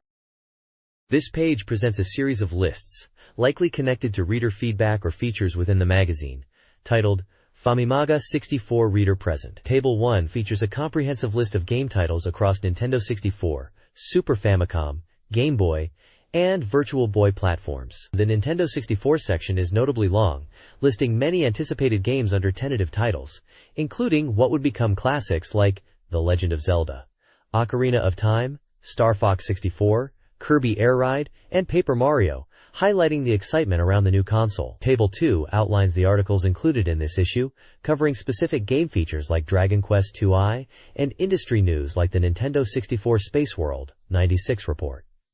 Tables 3 and 4 provide lists of various gaming magazines and video game systems respectively, which appear to be reference lists possibly used for reader surveys or polls within the magazine. This page is a guide for the classic N64 title, Wonder Project J2, Corlo's Forest. It's a comprehensive hint collection, designed to help players fully enjoy the game, released by Enix. The guide includes tips for advancing the story, advising players to carefully review hints, use items effectively, and remember key locations and actions if they get stuck. A major part of the game involves taking on one of 6 different part-time jobs to earn money, which is crucial for buying items and supporting Josette. The guide details each job: customer calling, flyer distribution, waitress, ship repair worker, fisherman, and proton miner, noting their tasks, requirements, and wages. The page features various screenshots showing gameplay scenes related to these jobs and character art of Josette and others. This is a helpful resource for players diving deep into this unique simulation adventure. This page continues the guide for Wonder Project J2, Corlo's Forest, shifting focus to the key characters Josette will meet. It provides essential data for each character, including their names, images, frequent locations, and hints about events or item usage tied to them. You'll find information on a diverse cast, such as Karen, the kind owner of the pub where Josette lives, Paul, the friendly daughter of the Blue Land mayor, and Arnold, an elusive fisherman's son. The guide also introduces other figures, like Sapphire, a skilled martial artist, Fisher, an older fisherman offering advice, various citizens, performers, and soldiers. This section acts as a helpful directory, giving players a quick reference to the important people in the game world and how they interact with Josette's journey. This page continues the guide for Wonder Project J2, Corlo's Forest, shifting focus to key locations and the events that happen there. You'll learn where to meet characters like Arnold at the movie theater, where watching films can teach Josette valuable skills. The artificial island park is where you'll encounter Pearl and her group, triggering special events. Karen's pub offers a chance to meet the chef, guru men, and potentially take on a part-time job delivering food, but you need to learn cooking basics first. The pipe passage holds a challenge with Poco, a foot race requiring Josette to be in top shape. Finally, at the #1 pier, you can meet Fisher and begin the journey to becoming a fisherman, an event that involves mastering dolphin piloting and finding a special item. The page provides portraits of characters like Pearl, Arnold, Guruman, Fisher, Poco, and Katsi, linking them to these specific places and events in the game world. This page dives deeper into the world of Wonder Project J2, Corlo's Forest, guiding you through crucial locations and encounters. At the Artificial Island Hospital, you'll learn about Clara's illness, stemming from the proton mining stone, and meet characters like Kurohige as you work towards her recovery. The Artificial Island Plaza is where you'll primarily find Sapphire. Note that if Josette hasn't made up with Katsi, Sapphire won't be talkative. Keep an eye out for an event here, where Sapphire seems troubled. Moving on. The goddess Sedona Blue entrance is the first place you encounter Siliconian soldiers and Arnold, an event triggered by sound. The suspicious back alley is where you might cross paths with Fatale and face an attack from Jado, but Sapphire will come to Josette's aid. The garbage dump is simply where you'll meet Katsi for the first time. The second pier is a spot where Arnold and Poco occasionally visit, and Arnold might appear unexpectedly, acting suspiciously. Finally, at Gante's deep-sea ship repair shop, you can get his help by inquiring about a hidden item, which requires using another specific item likely introduced by Josette. There's also a hint about a secret location at the repair shop, where Siliconian soldiers appear, suggesting a challenge awaits. Screenshots show these locations and characters, like Clara, Arnold, Sapphire, Katsi, Ghetto, Fatale, and Gante, illustrating the different scenarios and character interactions you'll experience. This page continues the guide for Wonder Project J2, focusing on events and locations on Blue Land Main Island. At the Proton Mining Ground, you'll find treasure hunting opportunities and a bridge to cross, emphasizing the need to train jump and balance skills beforehand. Blue Land Forest is where you'll first meet Clara during a singing event, getting a crucial hint about her illness and needing to visit the Artificial Island Hospital. Arnold and Clara might appear here too. Head to the film studio to try out for actress auditions. Watching movies and practicing are key to passing, with hints for the second audition involving a mop and washing machine. At the job registration office, you'll have an unexpected encounter with Pearl and register for your initial jobs, setting the stage for later events. Pearl is also seen before the town hall in another unexpected meeting, where machines are unusable. The Air Force Base details an event about the new commissioner's arrival, mentioned by Pearl. The Air Force Training Grounds is a place for battles, specifically against Siliconians like Battler and Hoven. Hoven is a skilled fighter, but Battler's difficulty depends on Josette's martial arts skill license. Remember to heal. Finally, a mysterious location marked with a question mark is where you must meet Gante, requiring inquiry about a hidden item and using another specific item, hinting at a secret challenge with Siliconian soldiers at his repair shop. Screenshots show various character portraits and key scenes from these locations. This page dives deeper into the nuances of playing Wonder Project J2, emphasizing that simply clearing the game isn't the only goal. To truly enjoy it, you're encouraged to engage in extensive conversations with Josette, as Tolkien reveals more about the game's world and secrets. Reading books, though it costs MP, is vital for increasing Josette's knowledge, which in turn enriches the dialogue options. The guide also suggests trying different approaches when interacting with Josette, such as asking questions, as her reactions can vary widely. Using items like the crystal ball or following story advice can even provide insights into her feelings or future. Screenshots illustrate Josette in various scenes, including interacting with the small robot companion and reacting with surprise, highlighting specific in-game events. There's a section showing how reading books allows for certain actions or events to occur. Finally, the page showcases bonus illustrations, presented as sketches. These were originally featured in a previous issue of the magazine on the cover, or within its pages. One specific illustration, depicting a character with wings, was highlighted as the most popular in a reader poll from issue 9. The text notes that these sketches, including Christmas-themed ones, contribute to a nice, fairy tale feel. This page features a strategy guide for the recently released Super Donkey Kong 3, known internationally as Donkey Kong Country 3. Dixie Kong's Double Trouble, covering the first two areas, starting with Orangutango Lake, Northern Cremisphere. The focus is on achieving a perfect stage clear, which requires collecting 3 specific coins in each stage: the DK coin, a bonus coin from completing the bonus stage, and the banana coin. The guide provides insights into key gameplay mechanics, such as the Team UP throw between Dixie Kong and Kiddy Kong. It explains how Dixie can throw Kiddy to reach high or distant areas inaccessible by regular jumps, or Dixie's ponytail spin, often leading to valuable items, DK coins, or hidden bonus stages. It also mentions adjusting the throw's trajectory to control Kiddy's landing spot. A major element highlighted is the side quest involving rescuing the banana birds. Here, you find these birds trapped in hidden caves, and freeing them requires solving a puzzle by pressing controller buttons, corresponding to A, B, X, Y, in the correct sequence, as crystals within the cave light up. The page includes map snippets providing hints to the locations of some hidden caves on Clemis Island. The game was released by Nintendo on Super Famicom, is an action title, uses 32 meters of memory, and supports up to 3 save files. This page continues the strategy guide for Donkey Kong Country 3. Dixie Kong's Double Trouble. Moving on to later stages. It details how to achieve a perfect clear by collecting the DK coin and bonus coins in the stages Lakeside and Dash Through the Shutters. For the Lakeside stage, the guide shows how to find bonus coin 1 by using Kiddy's throw to break a specific floor section. Bonus coin 2 is found by swimming right in a section of the stage. The DK coin is located after the N Kong letter panel. You'll need to swim right and then descend ropes to reach it. In the Dash Through the Shutters stage, the guide emphasizes using Dixie's ponytail spin to navigate. Bonus coin 1 involves activating a lever with Kiddy to open a shutter and progress. Bonus coin 2 is found by climbing a rope and moving right. The DK coin requires using a lever to open a shutter leading to a vertical shaft, where you need to carefully descend using Dixie's spin to find the enemy holding the coin. The guide provides visual cues from screenshots to help locate these hidden areas and collectibles. This page continues the strategy guide for Donkey Kong Country 3. Dixie Kong's Double Trouble, focusing on collecting the DK coins and bonus coins in 3 additional stages: Going Against the Flow, Slip Slip, and Stomp with Dixie. For the Going Against the Flow stage, the guide details getting the DK coin right near the start by dealing with an enemy holding it. Bonus coin 1 requires transforming into Engarde and skillfully skipping across the water surface. Bonus coin 2 also involves water skipping with Engarde to reach a distant platform.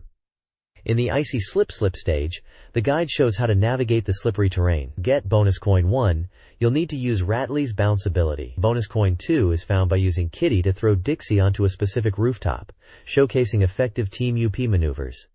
Finally, the Stomp with Dixie section highlights the importance of Dixie's ponytail spin. Bonus coin 1 is obtained by using the spin to bounce across a series of enemies. For bonus coin 2, you utilize the spin to bounce off enemies positioned on a rooftop, using them as platforms to reach the bonus barrel. The guide provides visual cues through screenshots for each step. This page continues the strategy guide for Donkey Kong Country 3. Dixie Kong's Double Trouble, focusing on specific level challenges and bosses. It details how to utilize the animal friend Ellie the elephant, highlighting her unique abilities for navigating levels, dealing with enemies like rats, and handling steel barrels in the Kawagari Ellie section. The guide also provides steps on finding collectibles, showing how to obtain a DK coin by skillfully using a cannon barrel while avoiding buzz enemies, and locating bonus coin 2, which involves navigating an invisible path and another cannon barrel. A key section covers throwing objects into holes, demonstrating the correct height and object, such as steel barrels. Finally, the page breaks down the boss fight against Belcha, the giant barrel. The strategy involves jumping on the barrels he spits out, being careful not to jump 3 times in a row, to reveal bugs, which you must then throw into Belcha's mouth from the correct height to defeat him. This page provides a strategy guide for Area 2, Cremwood Forest, in Donkey Kong Country 3. Dixie Kong's Double Trouble. It details how to find collectible DK coins and bonus coins, as well as effective techniques using the Kongs and animal friends. The guide covers Kiddy Kong's basic anti-air technique, suggesting the rolling attack is effective against jumping enemies in this area. It also explains how to freely control Ellie the elephant's water spitting, noting that holding the aerial button allows her to shoot horizontally, while holding up on the DPAD lets her shoot diagonally upwards. These water shots can hit enemies or activate level elements. Tips are given for finding collectibles, such as using a barrel to clear an obstacle for a DK coin, or finding a bonus coin by interacting with specific TNT barrels, or using the Kong's Team UP throw to reach hidden areas. Another technique highlighted is using barrels as a shield against falling objects. The Team UP throw is also shown as a way to reach high branches outside the screen to find additional collectibles. This page continues the strategy guide for Donkey Kong Country 3. Dixie Kong's Double Trouble, focusing on key mechanics and collectibles. It prominently features Ellie the elephant, explaining how her unique abilities are used. You can use Ellie to suck up objects like barrels and steel tanks with the Willy button, which is crucial for clearing obstacles or attacking enemies. The guide also shows how to use Ellie to create temporary platforms by holding a steel tank and pressing down on the DPAD to drop it onto the water surface. Screenshots illustrate how this turns the tank into a stepping stone. Specific levels and collectibles are highlighted. In the Riverside Race stage, you're warned about swarms of tiny insects that chase you, suggesting jumping over them to collect coins. Another section details how to obtain a bonus coin near 2 red buzz enemies swimming in the water, by using an invincible barrel to safely traverse them and reach the objective. Finally, the guide explains how to get a DK coin that appears after collecting the G letter panel from the water, involving a water skipping jump, and using a steel tank to defeat an enemy guarding the coin. This page shows tips and tricks for the game Donkey Kong Country 3, specifically focusing on how to obtain bonus coins and DK coins. It provides visual guides with screenshots and instructions on hidden areas, using character abilities, and defeating enemies to access bonus barrels and collect items. The page also includes tips for specific levels and areas within the game, such as using Squitter the Spider in the Jumping Spider level. This page is a guide on how to defeat a Karich, the boss in Donkey Kong Country 3. It details strategies for hitting a Rich with barrels, dodging its attacks, and utilizing Diddy Kong's abilities. The tips cover each phase of the battle, explaining how to grab barrels from a Krich's back, avoid its projectiles, and use the environment to your advantage. The next page previews God, Growth, or Devolution, a Super Famicom RPG scheduled for release in December. It highlights the game's emphasis on psychic abilities, Psycho, and Chakra, which players can utilize in battle. The page explains that characters develop Psycho powers as they progress, offering various offensive, defensive, and support abilities.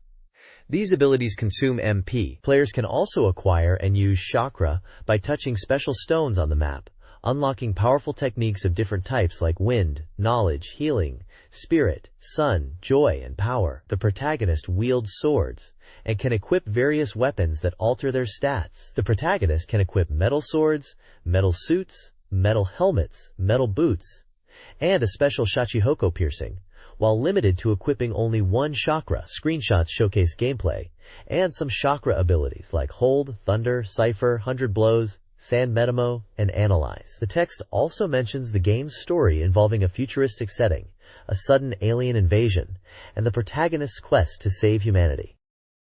The next page focuses on the Super Famicom RPG God, Growth or Devolution, highlighting its story and key characters. It begins with the protagonist's solo journey after an alien invasion. He meets companions like Dan Kitch, a swordsman who teaches special moves, Mina, a girl controlled by aliens, and Peace, an American sent to fight the aliens. Screenshots show gameplay segments, including battles with monsters in caves and exploration of towns. The story involves the protagonist gaining powers and fighting aliens to save the world, visiting locations like Tsukubane Mountain and Myokube, and escaping from the town of Miyatown. This page is an advertisement for Namco Gallery Volume 2 on the Game Boy. It showcases 4 classic Namco games, Galaga, Big Bat, Druaga, and Famista 4, and highlights the goal of winning gold trophies. It also introduces Dig Dug, where players inflate and burst enemies, emphasizing new items and strategies. There's also the addition of new character Puka. The page notes that the game will be released on November 29th, for a price of 3,980 yen, and you can get bonus graphics by getting the highest score. It also mentions new Dig Dug stages, enemies, and bosses. The next page focuses on Famista 4 for the Game Boy, highlighting the latest player data. It mentions the game's well-known status and features real player names. There are 3 stadium types to choose from, and each with its own unique characteristics. In-game, you can control the fielder whilst watching the shadow of the ball as it comes in. You can also control how the batter swings. The page also introduces a mode where you can battle to win the official title. You can select your favorite team and battle to win the championship. Choose a team such as the Namco Stars and win a championship trophy. Additionally, the page features Tower of Druaga. The goal is to climb the tower and rescue Kai, who has been kidnapped by Druaga. You'll need to master items and defeat enemies to reach the top floor. You can attack enemies with your sword, but beware, they can also attack you. The page recommends getting to the top floor quickly, as there is a time limit for each floor. Run out of time, and you'll lose health, eventually leading to a game over. You must reach the upper levels, and should not leave any items behind.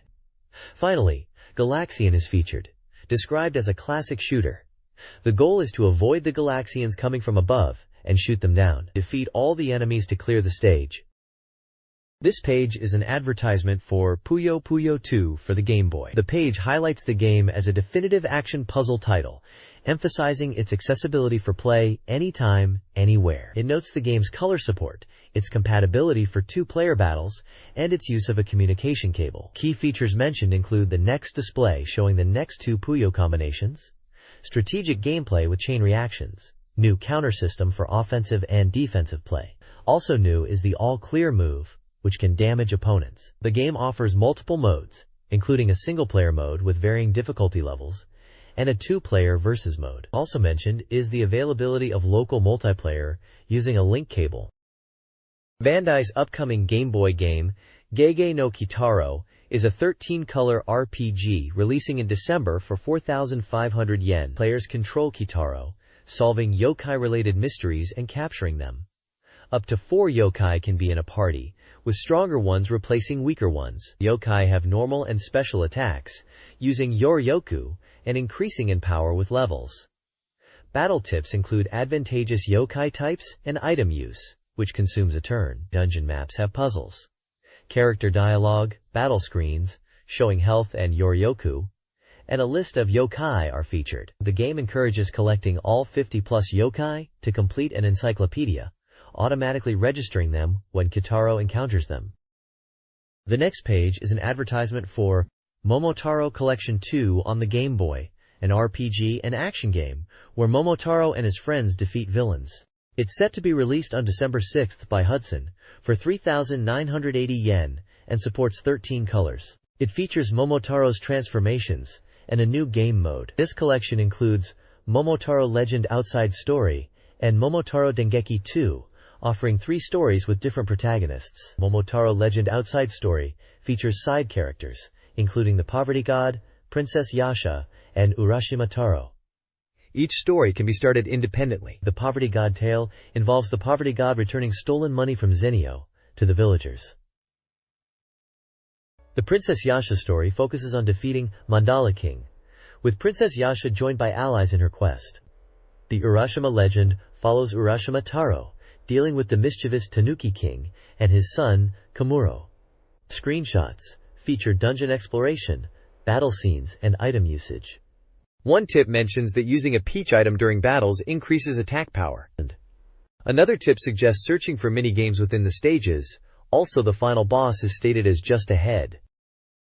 This page is an advertisement for Nichibutsu Collection on the Super Famicom. Releasing November 29th, it's a variety game where you can enjoy a world of competition with a Japanese and Western style. The collection includes the Gion series and Strategy Casino Bar. Gion offers 3 types of Hanafuda games, while Strategy Casino Bar features 7 games like Roulette and Daifugo. It includes a story mode, where you play as characters like Kiyohiko and Anna, aiming to beat powerful opponents, and a free battle mode.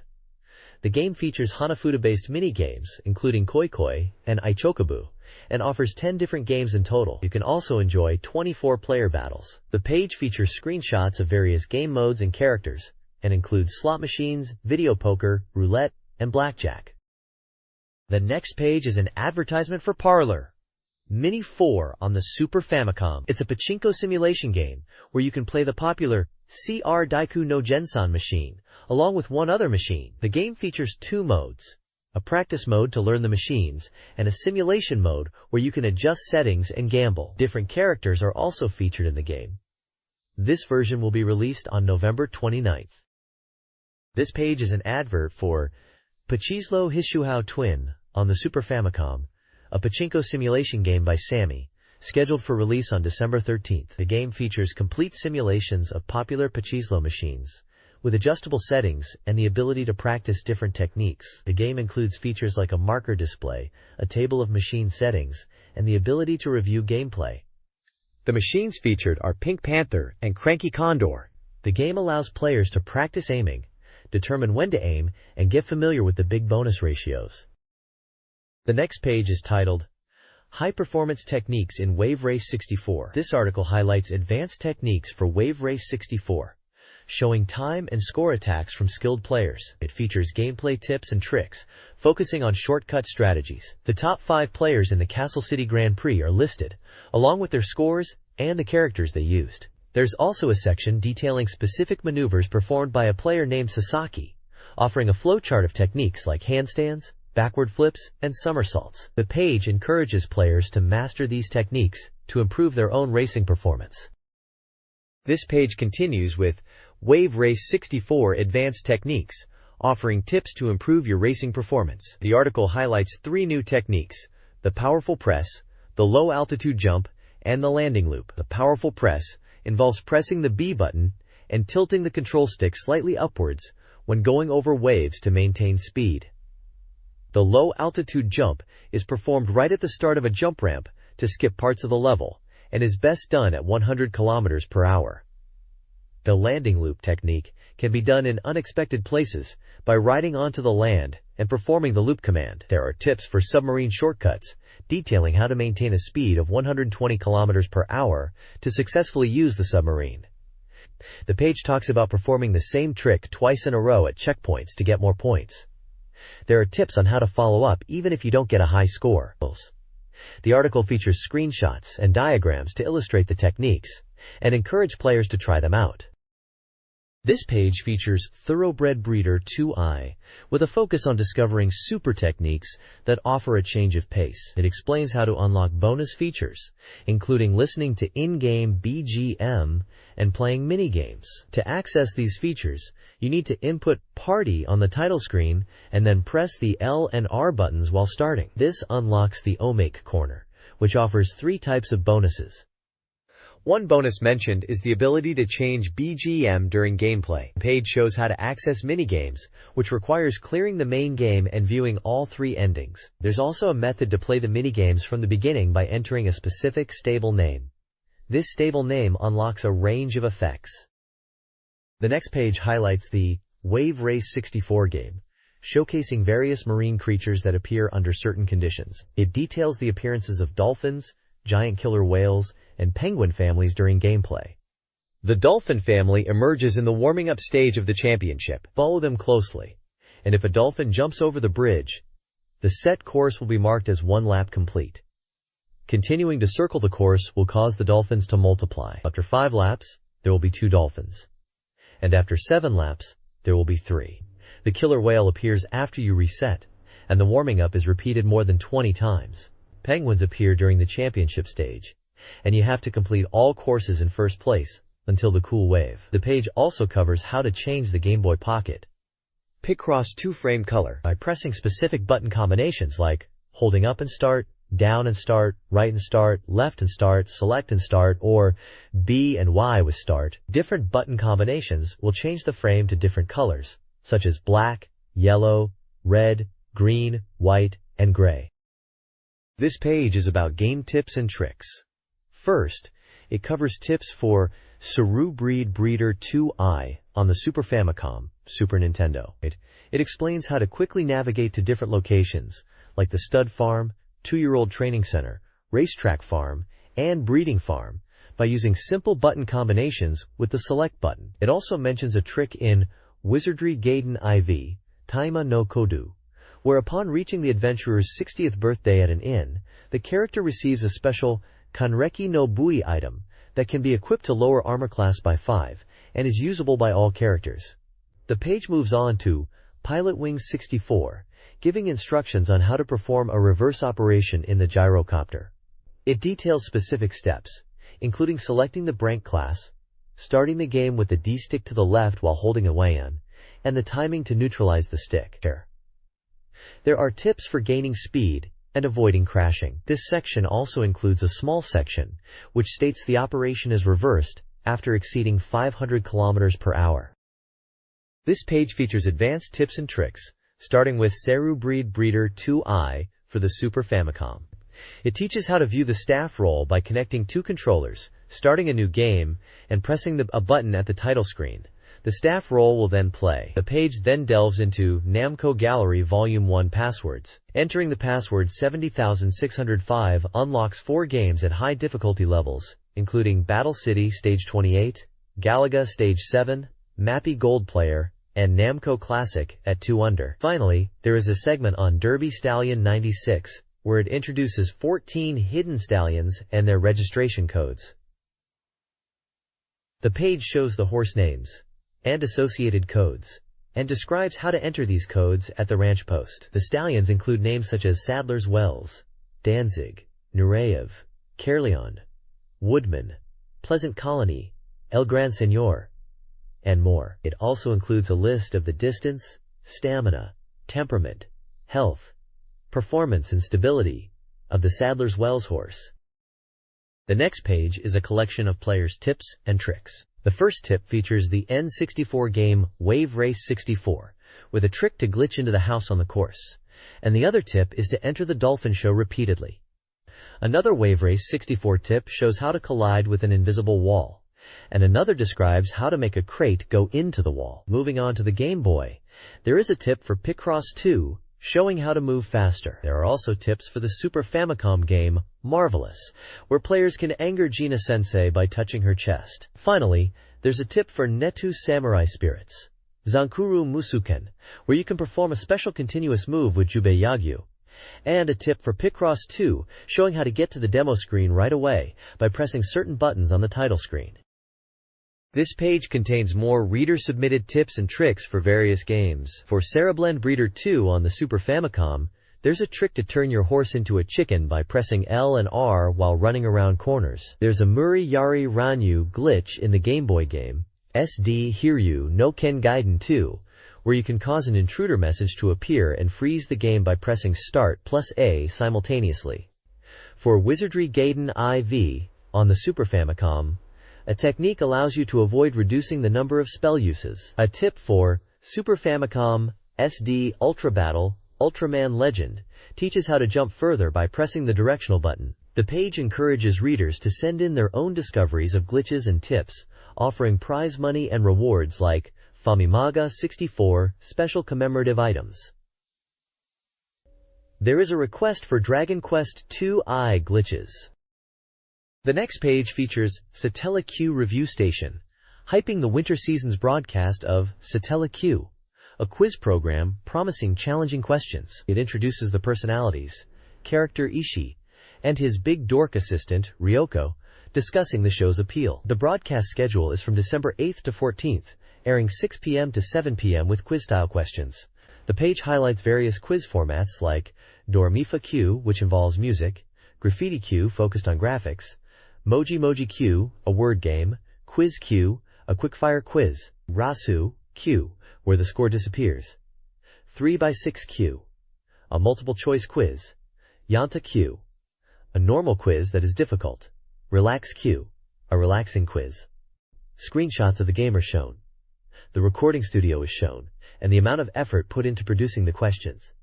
The show includes character Ishii reading questions, and Ryoko is solving the same problems with the users. It also mentions Super Famicom Satellaview sets are available for purchase. This page from Famimaga 64 magazine introduces the RGB Maniac Reader Submission Corner, with a focus on both illustration and text-based content. The current theme is What Got You Started with Submitting. Several reader-submitted drawings are featured, including fan art of characters from various games. These games include illustrations of Riz and others. There's a section to welcome new contributors. Several readers have sent in drawings and comments. A drawing of a cute rabbit-like creature. A purple Nakolulu illustration. Riz, drawn with bright colors. A drawing of the moon crying. An illustration of Fool and Star. A drawing of Kevin with an emphasized eye.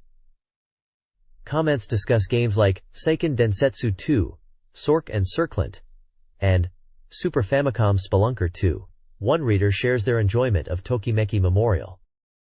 The next page features a section called Maniac Gallery, showcasing reader-submitted illustrations and comments. Fan art includes a cute rendering of Arcuid, with the submitter commenting on the appeal of her goo hands.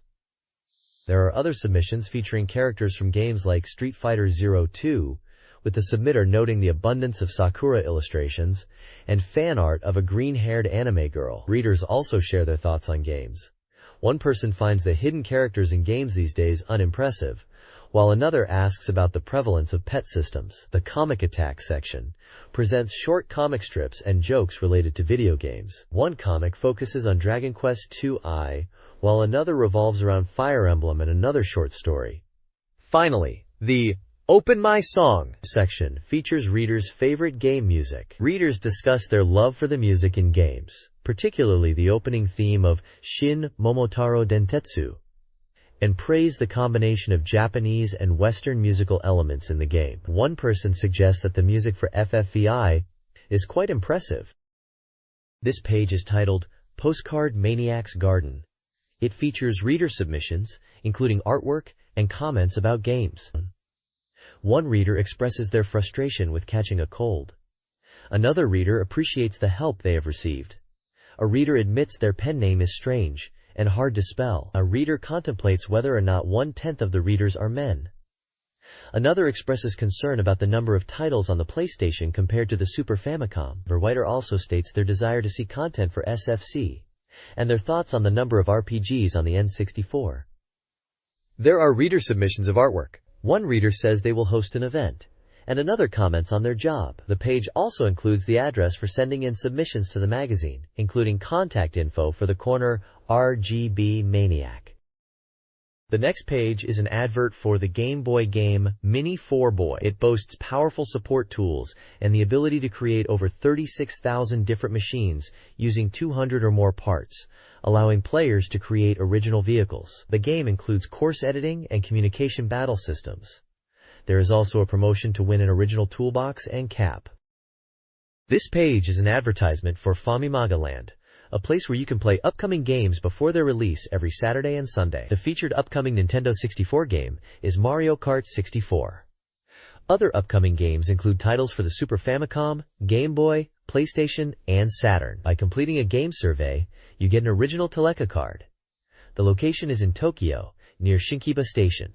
There are special member days on Sundays that allow for more relaxed play and the chance to get an original Teleka card and 1,000 yen for travel expenses. A list of featured games for the next issue of TV Game Magazine Weekly are listed, including Mario Kart 64, Super Famicom, Dragon Quest II and Super Donkey Kong 3, and Ray Tracers, and Galaxy Fraulein Yuna. Special editions on Momotaro Dentetsu Happy for the Super Famicom, Wild Arms for the PlayStation, and Mobile Suit Gundam Side Story 2 are also listed. Other features include the Blue Land Island communication and Street Fighter. Now! The next page features two Super Famicom games, Ganpuru and Pequeña. Ganpuru is an action RPG where a young boy protects his village. Players can use weapons like pistols and bombs, and learn special skills to perform powerful attacks. The goal is to investigate strange incidents and defeat the mysterious Demised. Pequeña is a puzzle game where you line up 6 Pequeña blocks to clear them. Players clear blocks of Pequeña and ice that fall from above, and can create chains for extra points. When playing versus, players are able to send hindrance items to their opponent. This page features two Super Famicom games, Mirandalandra and The Mask. Mirandalandra is an RPG where the hero rescues a princess with the help of a companions. Players will explore the Mirandalandra castle's maze-like dungeon, aiming to defeat the castle lord, Sherlock. The game offers AI companions, each with unique skills, and features a dungeon map that changes with each visit.